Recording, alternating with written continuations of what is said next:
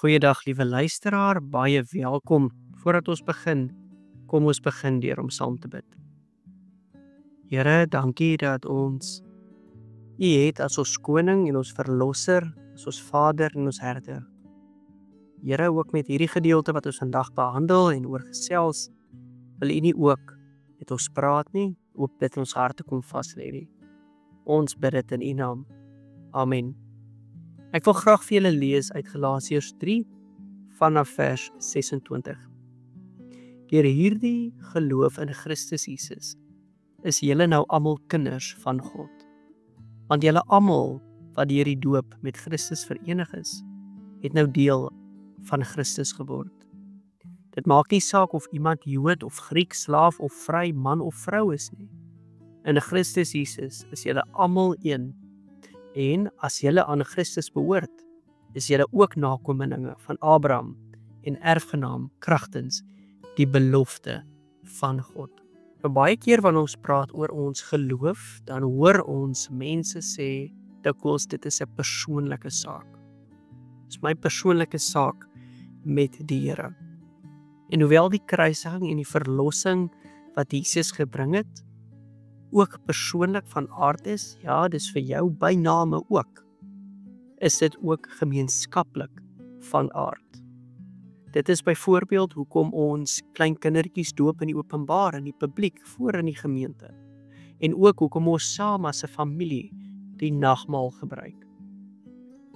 Nou, ek wil weer klem lê op die woord familie, want dit is wat Galasiërs vir ons kom leer. Dat wanneer ons wedergebore is, wanneer ons in Jesus glo as ons verlosser en ons saligmaker, dan maak dit nie meer saak wie jy is, in terme van taal en kultuur en kleur nie. Ons is almal deel van een familie. Want as ons dink aan Adam, ja, Adam daar in die tuin, hy was die begin van die mensdom, maar hy het die sonde oor ons gebring. En so was dit nodig vir die tweede Adam, die tweede begin. En dit is Jesus Christus wat gekom het, as die tweede begin, die tweede nuwe lewe, wat ons in hom kon kry. En omdat hy die begin is van die mensdom, en as ons in hom glo, dan het ons hierdie nuwe begin, hierdie nuwe lewe in hom, is ons almal aan mekaar deur Christus Jesus verbind. Dit is daarom belangrik, dat wanneer ons die Here dien, dan behoort ons ook mekaar te dien, mekaar se voete te was. Dit is belangrik dat wanneer ons sê ons is vir die Here lief, dat ons ook ons liefde vir mekaar wys. Is dit nie ook hoe Jesus die 10 gebooie opsom nie? Wees lief vir God en wees lief vir mekaar. En so ontdek ons dat ons geloof in Jesus Christus is die een ding in hierdie wêreld wat ons kan saambind.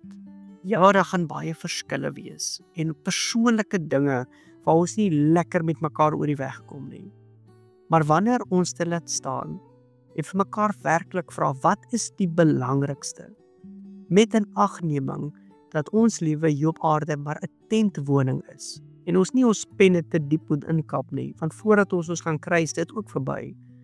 Dan besef ons dat ons nie anders kan as om Jesus Christus die sentrale punt van ons eenheid te maak nie. Onthou, wanneer ons sê ons is 'n kind van die Here, beteken dit by implikasie dat ons ook boeties en sissies van mekaar is. En sou die Vader dit nie van ons verwag om vir ons boeties en sissies ook te sorg en ook lief te hê nie.